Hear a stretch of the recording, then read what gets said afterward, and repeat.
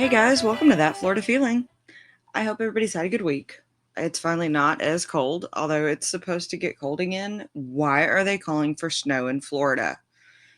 I mean, realistically, we know it may flurry, sure, and it'll only be in the panhandle, but still, really? Snow in Florida?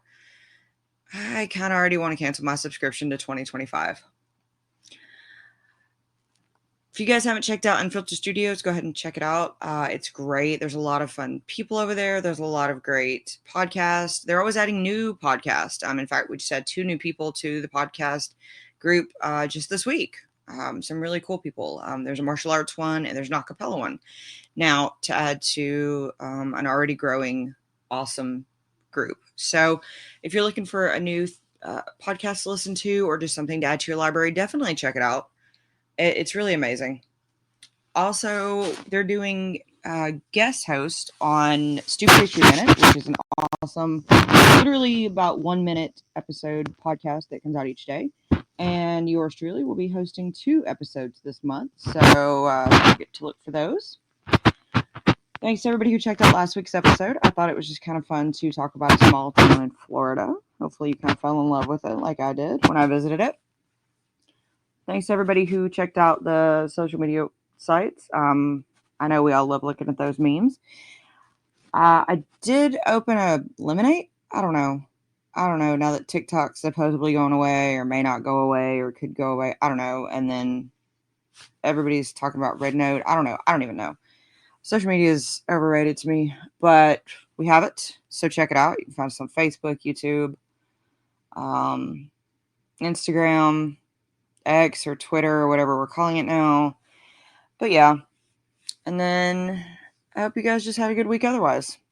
I feel like we're already halfway through January and somehow that's possible. I don't know. But since you guys are back, and if this is your first episode, though, don't forget to check out my podcast library. And thank you for listening. Thanks for giving That Florida Feeling a chance. Today, we're going to talk about a topic that I've actually talked about a lot in the past, but it's sort of like it's not never ending, but it's got a lot to talk about because Florida really does it so well. And I'm going to talk to you about more of the Florida state parks. We have a lot of those we can talk about. But just a refresher on the state parks. Florida state parks have been recognized so many times for being some of the best in the nation. In fact, they're so good, Floridians will fight for them, as we proved last year when they tried to put golf courses and pickleball courts on them. Didn't work out too well. Florida has 175 state parks, 9 state trails that encompass more than 800,000 acres. The state parks usually work with nonprofits, and you can usually tell that because it says like Friends of and then the state park. Like I know there's Friends of Washington Gardens State Park, and that's usually who kind of helps to assist with volunteers and helps with the entrances at the state parks and keeps them clean, answers people's questions, helps them get them staffed sometimes. And that really just keeps the parks pretty and accessible. Also, a lot of the state parks do have a little nominal fee. Usually it's like $2. Some state parks are free. But of course, you have separate fees for uses like cabins, marinas, campsites, and other certain activities in parks, like if you want to rent kayaks or canoes. Also, if you have horses and you want to stable them. The parks together, though, offer over 3,600 family campsites, 186 cabins, thousands upon thousands of picnic tables, hundreds of miles of beaches, and over 2,600 miles of trails. There is something for everybody in a Florida state park. The parks are open year-round. They do offer activities such as fishing, hiking, camping. They actually do have horseback riding and facilities. You can go bird watching, wildlife watching, pretty much anything that encompasses Florida, you're going to find in a state park. You can also see battle reenactments in some state parks, as well as enjoy freshwater springs, beaches, and take in history. A few parks used to actually be privately owned, which is kind of cool that they were purchased by the state to save that history. One such was even Rainbow Springs or Weeki Wachee, which are 2 actually still popular state parks in Florida. A few fun facts, though, about the Florida state parks before we talk about a few of them. You actually can find state parks in 58 of the 67 counties. 9 of the parks do not actually have state park in their title. 4 of them are actual conservation areas. 3 are historical or archaeological sites. There is a fishing pier. There is one with a recreational area. 7 of the parks are actual underdeveloped, so there is no actual facilities on them or little facilities at all. 10 are accessible only by ferry or private boat. 13 parks contain national natural landmarks, and there are 11 national parks in Florida, such as the Everglades or Castillo de San Marco. So, chances are there is something that is going to fit your interest at a Florida state park, and chances are you've probably already been to one. But there are so many, and we've explored so many already in the podcast. In fact, if you just go back, most of them say Florida State Park in the title if you want to hear about some other ones. But today we're going to talk about 3 more around the state. First one we're going to talk about is a smaller one, but it's got so much history, and that's Cedar Key Museum State Park. Yes, it is still open. It did get some damage, but it's still open. Cedar Key Museum is a great way to see how life was in old Florida. The park encompasses 18 acres, which does include the historic Whitman home. Cedar Key Museum is an 18-acre Florida state park, which is located off 166th Court on Cedar Key. The museum does display items collected by St. Clair Whitman, which was a local resident who established the first museum in his actual home. So he knew he wanted to preserve the history. His collection actually included seashells, Indian artifacts, and then just life in old Florida. The museum actually displays these items as well as dioramas depicting life around Cedar Key and contains a large collection of related historical information about the area. Now, a really cool feature about the museum is that St. Clair Whitman, the actual house, was built in the 1880s. He didn't acquire it until the 1920s. So, it's had previous owners. Now, the house has been restored to depict life in Cedar Key from 1920 to 1930. It was moved to the actual museum site in 1991, and it was restored for public viewing, so it's not on its actual official site, but it is cool that it has been preserved. There's also a memory walk, which is a brick trail that links the house to the museum. So you kind of get to walk down literal memory lane. The St. Clair Whitman Museum opened its doors in 1962, and there's a plaque commemorating the dedication that can be viewed in the museum's entrance hall between the exhibits that actually also highlights Whitman's life itself. In addition to the museum on the actual state park property, there is a short nature trail. Among the wildlife in the park, you're going to see gray squirrels, doves, mockingbirds, blue jays, woodpeckers, and you will see little frogs. I love cute little frogs, although they can be scary at night when they're jumping and you're not ready. You will also see, of course, native vegetation to Cedar Key, which is kind of cool that they've preserved that area so that you could see what it would have been like. One thing really cool about Cedar Key is that naturalist John Muir visited Cedar Key in 1867 on his historic walk from Kentucky to Florida. That's right, he walked from Kentucky to Florida. And this is actually what he wrote about it.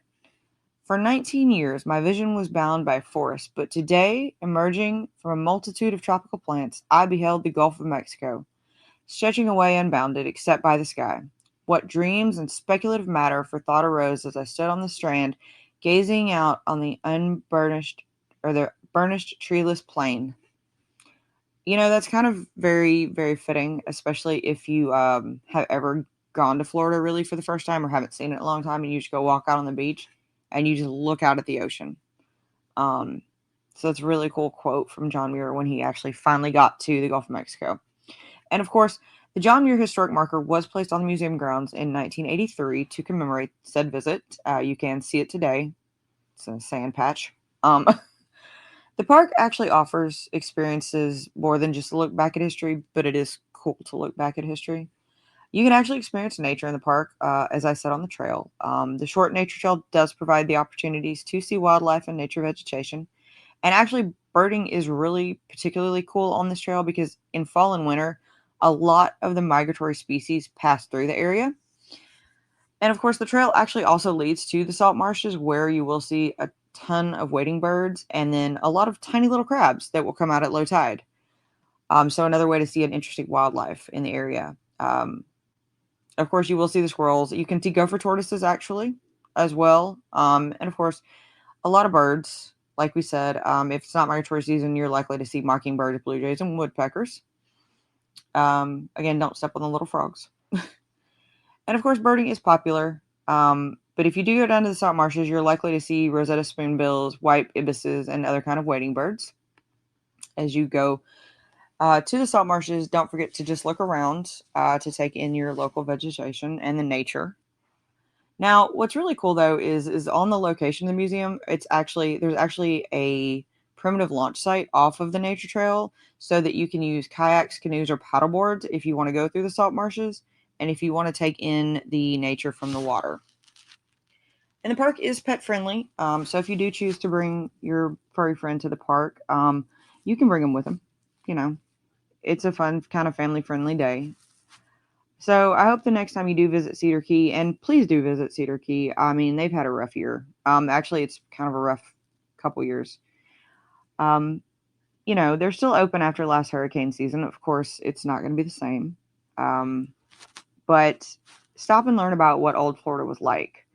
Um, you know, tourism really is popular in Florida, and that really is how a lot of smaller towns in Florida make it. And Cedar Key is kind of no exception on certain parts of that.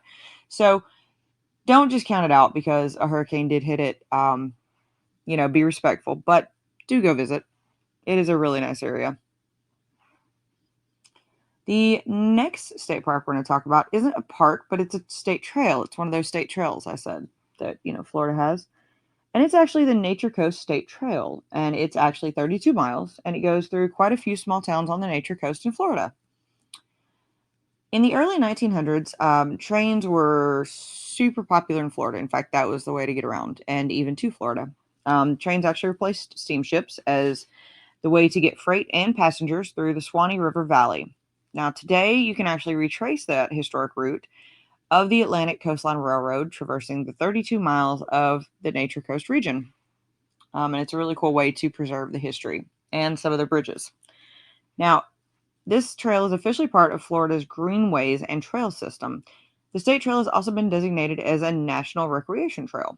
It consists of two primary alignments built along abandoned railroad lines that intersect at Wilcox Junction, which connect the communities of Cross City, Trenton, Fanny Springs, and Chiefland.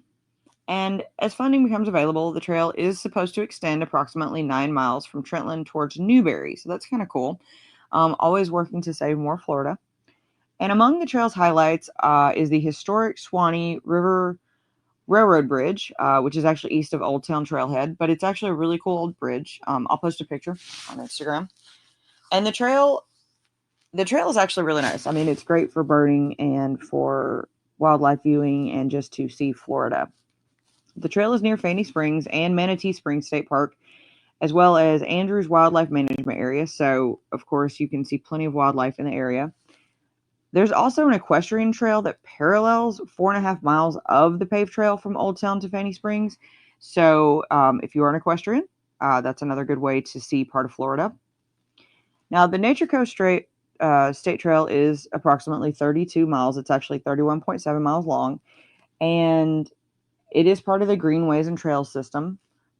It was built along abandoned railroad tracks, and it is designated by the U.S. Department of Interior as a National Recreation Trail, so it is an official trail.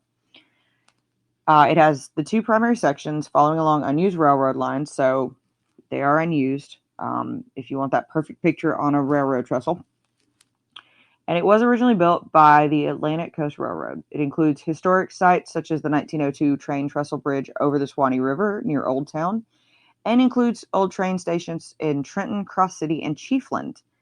At the Wilcox Junction, abandoned rail tracks cross and connections with several communities. So as you do this trail, you will encounter the small communities. You can use the trail for hikers, cyclists, and horseback riding. So it's a pretty versatile trail. Just remember, you're not the only one on the trail, and you will encounter cars. You will encounter small towns, and you will encounter cars. Now, Florida has many abandoned railroad tracks in the Swanee air, like that Swanee River Valley area, because that was how people used to get through. And of course, in the early 1900s, freight and passenger steam trips were the main way to get through the river valley because it was the river. And of course, when it was replaced with trains, I mean, they put trains everywhere. They carried crops, timber, passengers, And their main places to stop were, of course, Chiefland, Crosstown, and Trenton. And these lines consisted of the Thomasville to Dunellen line and the Jacksonville to Wilcox line.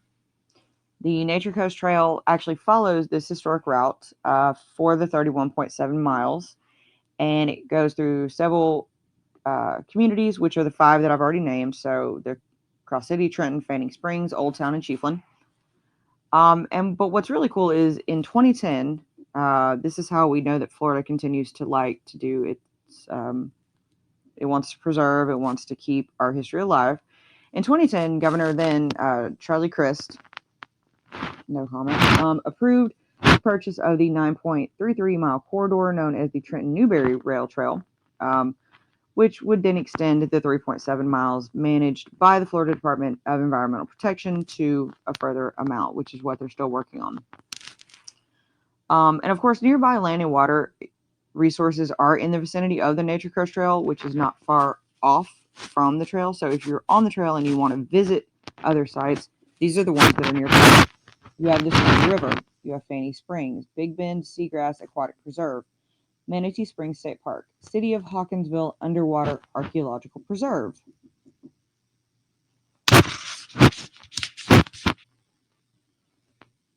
You have the Andrews Wildlife Management Area, Cedar Key Scrub State Reserve. I'm going to say this one wrong. Bay State Preserve. I might not put enough S's in that one. Cedar Keys National Wildlife Reserve. Okay, so there's a Scrub State Reserve and a Wildlife Reserve. Sorry.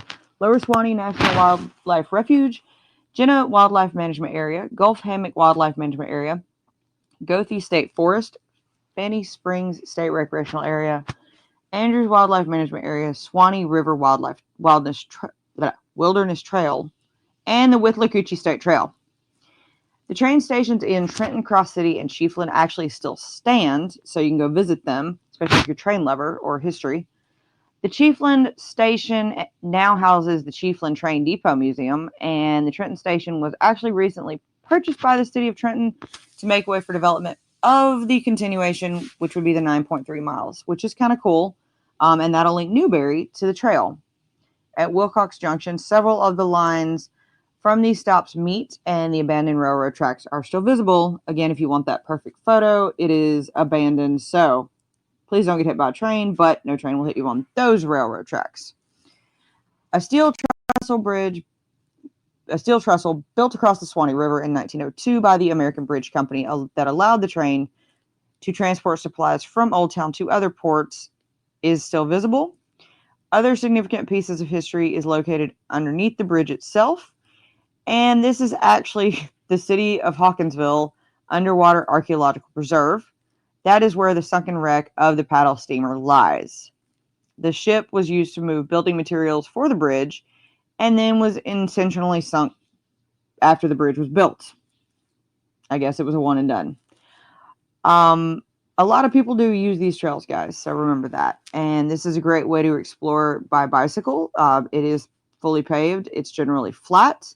It does traverse the rural Nature Coast region as it runs through scenic countryside. You can see the views from the bridge. You can see the river. You can see all the different things. But remember, if you're going to ride a bike, please keep a few things in mind. Florida law, if you're under 16, you got to wear a helmet. It's a trail. There's not a lot of stops, so be prepared. Water, food, sunscreen, bug spray. You're going to be riding through towns. Obey the traffic laws. Just saying. Be respectful of other people on the trail, guys. Just in general. Obey the speed limit. Cross traffic does not stop in most of these towns, so trails are supposed to stop at intersections. Just letting you guys know. Of course, you're also going to see wildlife and nature on the trail. You can see anything from a white-tailed deer to gray squirrels. You might even see a red-shouldered hawk, woodpeckers, or owls. It also is the Panhandle. Don't be surprised if you randomly spot a bear. Encountered that myself. But the cool thing is that there are restroom facilities in Chiefland, Trenton, and Cross City trailheads. You can also find them at nearby Fanny Springs State Park. There are also picnic tables at Chiefland and Cross City. So there are facilities along the trail, so it's not completely desolate. And it's a really cool way to see this part of Florida, get out in nature, get some exercise, go see untouched parts of the outdoors, see an underwater archaeological preserve. Um, and it's a really cool way that Florida found a way to preserve its old history and to continue to by even buying that 9.3 extra part that they're still working on. So, just another way to see more of Florida. Now, the last state park we're going to talk about, and I probably am not going to say this right, and I never figured out, I looked up how to say this. Torreya? Torreya? And there's someone out there screaming at me through their thing as they're listening. Torrey State Park in Bristol, Florida. And this is north. Bristol's in the Panhandle. Actually, it's basically almost in Georgia, kind of close to Alabama as well.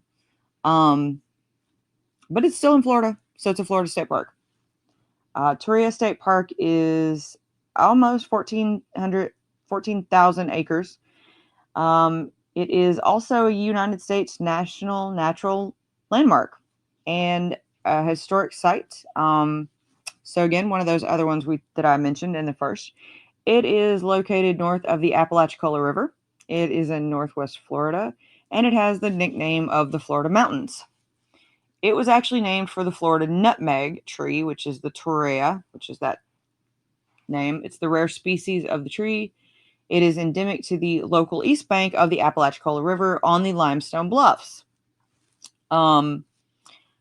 This area actually has extensive ravines and high bluffs along the river. It is actually one of the most variable terrains in Florida, and it actually has a high elevation of about 300 feet at the top of Logan Hill. Many streams also run through the park. Now, this is funny to me.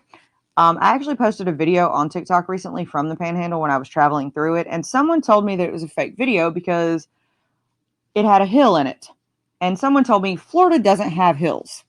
Well, Florida does have hills. It's in the Panhandle, and we're talking about it right now. Also, if you listen to last week's episode with Lake Wales, there is a mountain, supposedly Iron Mountain. But proof here, Florida has hills, even high hills. I just thought that was funny when someone told me, well, that's fake. Florida doesn't have hills. Yes, it does. Yes, it does. Granted, they're not hills like everywhere else, but they are hills. Now, back to Torrey State Park. Rock Bluff is actually a steep, tall limestone bluff within the state park. It has been exposed to erosion thanks to the Apalachicola River, which is how you actually got the bluff. This large river actually moves across the landscape, which gives the park its phenomenal, beautiful view. And it actually erodes underlying rocks to create a massive broad valley, which is kind of the floodplain. Rock Bluff is located on the eastern edge of the Apalachicola River floodplain, and it is one of the tallest natural geological exposures to rock and sediment in Florida. It's about 100 feet tall at the outcrop, and it is among the most beautiful views in Florida. I actually highly recommend going to this part of the Panhandle just to see it. You can also have fall there because they actually change the colors in the leaves. It is limestone. They do believe it was created millions of years ago. And you can actually find interesting like shells and fossils here because it actually shows molds and shells of sea-dwelling animals like clams and oysters and snails preserved in the limestone that is visible on these bluffs. And so that just shows how like covered Florida was by seawater so many millions of years ago. And of course, these fossils can be seen when the limestone is exposed, when the river level is low enough. But it is important to remember that this is a state park. Do not collect the fossils. Do not take anything out of the state park. Just a friendly reminder. The limestone, quartz, sand, and clay exposed at Rock Bluff that does belong to the Miocene period is called the Miocene Torrey Formation. The formations are rock and sediment layers that geologists describe in this formation. That's actually what they named it. When the geologists name the new formation, they also designate a place where other geologists can see this formation. These places are called type sections. The Rock Bluff is actually a type section for the Torrey Formation, and this is actually a super important site for geologists, which is cool because it is in Florida.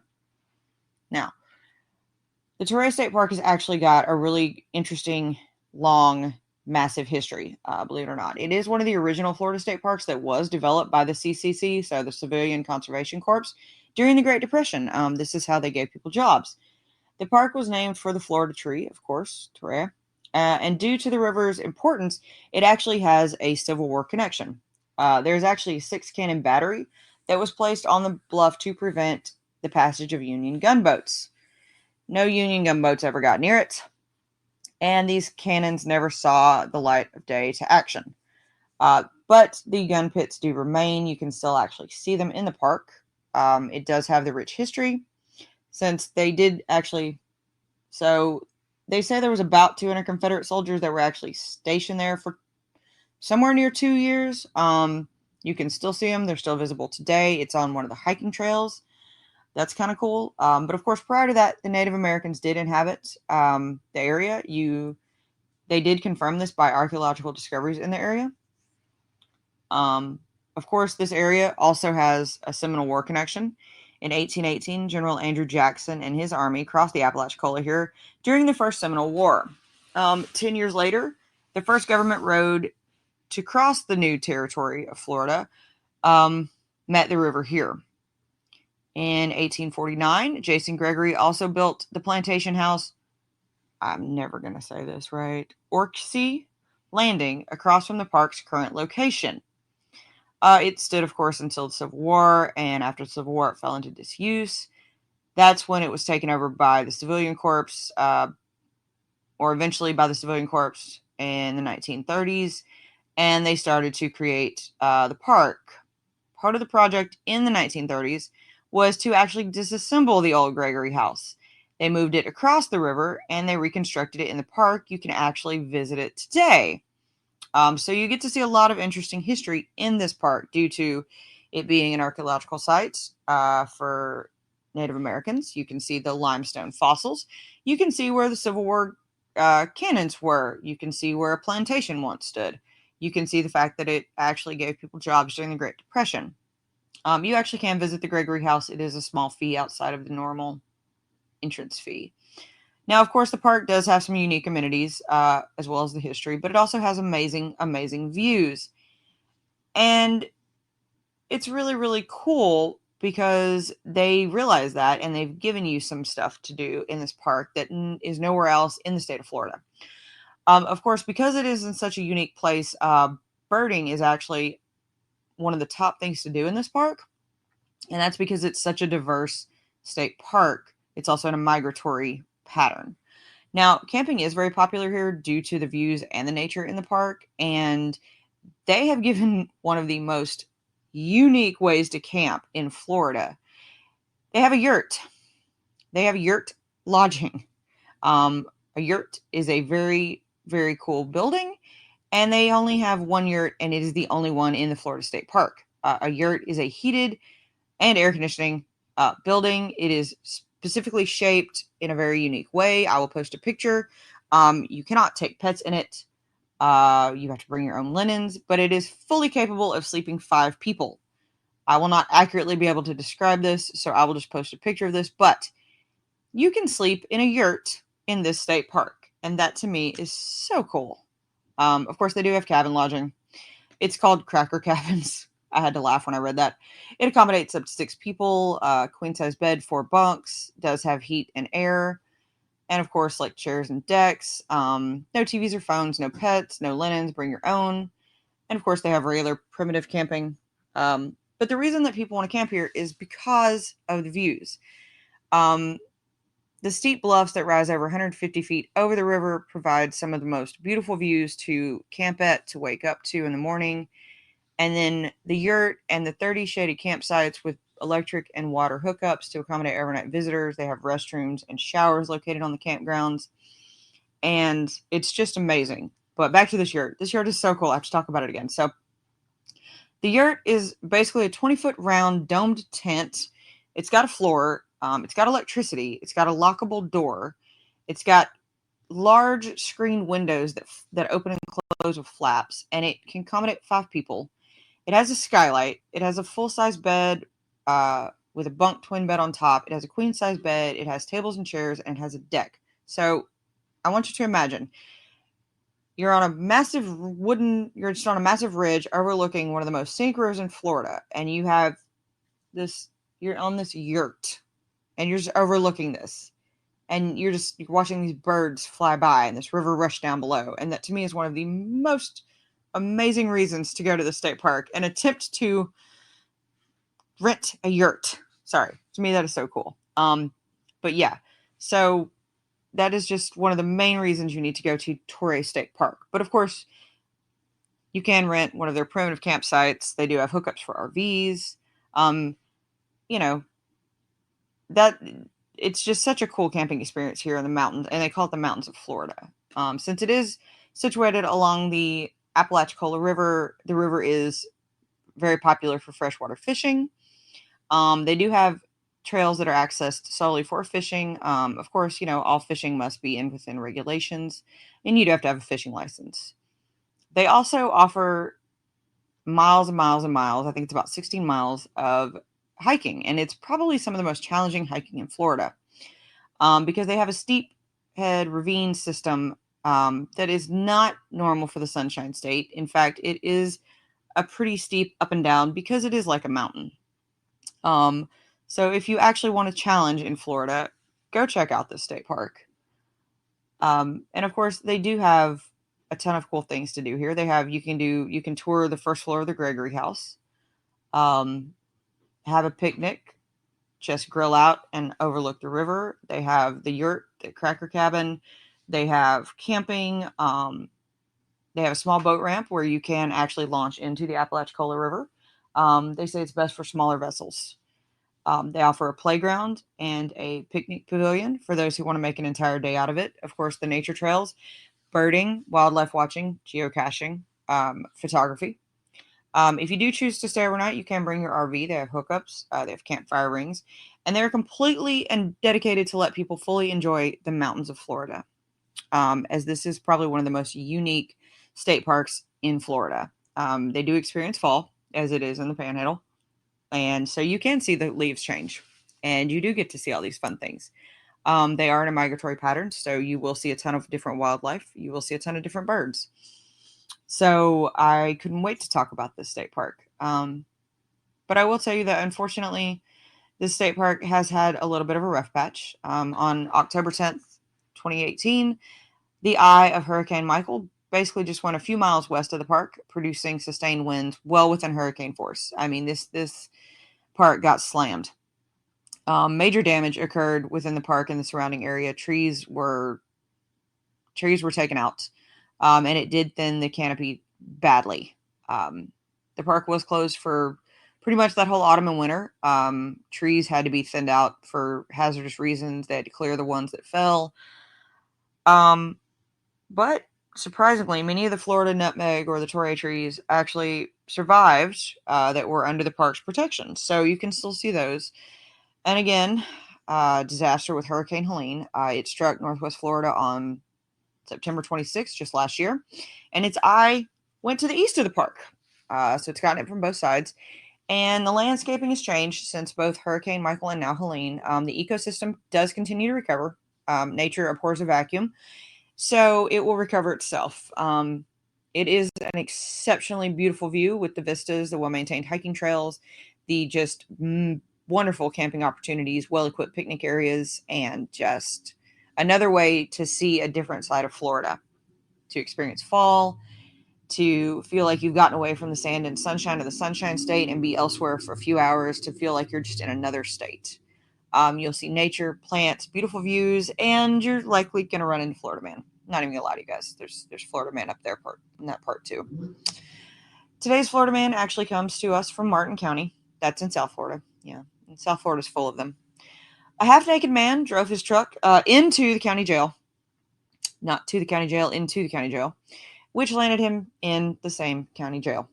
Joseph Leedy crashed through the doors, just straight through. If you watch the video, it's amazing, actually. He drove through the doors and then threw rubber snakes and his cell phone to the ground, doused his vehicle in motor oil, all while being half naked, from the waist down, not the waist up. No, man had a shirt on, didn't have anything else on. Then reportedly made homicidal statements and comments about, well, now President Donald Trump. It said former at this point. This is from a while ago. And he faced multiple charges, including 4 counts of aggravated assault on an officer. Yeah, don't be like Florida man, guys. Don't do drugs. And if you're upset about something, reach out and talk to somebody, guys. Even if you just want to say hi to me, I'm okay with that. Don't do this. Don't drive your car into the jail. You will surely end up in jail. I hope you guys had a great week. I hope you guys have learned about some new Florida state parks you plan on visiting, especially that last one. Don't forget to check out the podcast library. If you are looking to hear about a certain part of Florida that you're interested in, check it out. I may have talked about it. If I haven't talked about it, send me that suggestion. I love hearing you guys' suggestions. I get to learn about other parts of Florida I didn't think about. I got some interesting stuff coming up for you guys. I can't wait to do it, to hear it, to talk about people. Not to talk about, well, actually, I do talk about some people, but to talk about with people. Don't forget to check out the podcast on YouTube. I actually have the full library on YouTube now. Drink your water, guys. Be nice. Wear your sunscreen. Stay warm because it's going to get cold again. And as always, guys, that's your daily dose of sunshine. This podcast is a production of Unfiltered Studios. If you would like to know more about joining Unfiltered Studios, please visit our website at unfpod.com for more information.